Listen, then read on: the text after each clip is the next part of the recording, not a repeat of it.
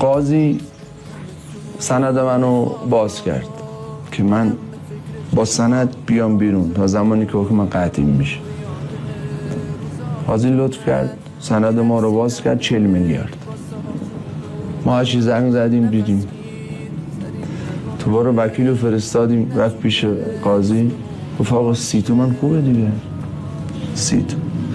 وکیل به ما در تماس بودیم دیگه گفت محسن 30 تومن باش. زنگ میزنیم 20 تومن 10 تومن 5 تومن.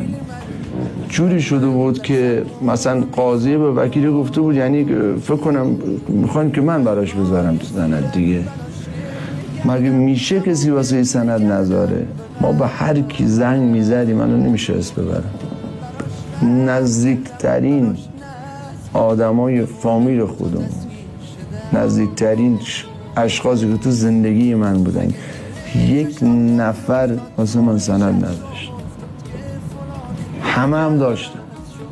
هیچ کسی واسه من سند نداشت که دیگه یه مدت ازش گذشت. ما باور کن آقا علی به جون بچم از تو چه بهش میگن دیوار چیه؟ ما از تو دیوار سند گراییم. یک بنده خدایی بود بشیر اصفهان بود، از اینایی هست که سند اجاره میدن.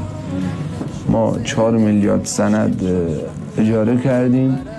او آقا 10 میلیارد از ما سفته گرفت، چک کارمندی خانمامو گرفت، امضا و فلان اینا. به جون بچه‌م هیچ کسی واسه من سند نداشت. ولی الان که بیرونم به قول شما خب میذارن، ارزشی نداره.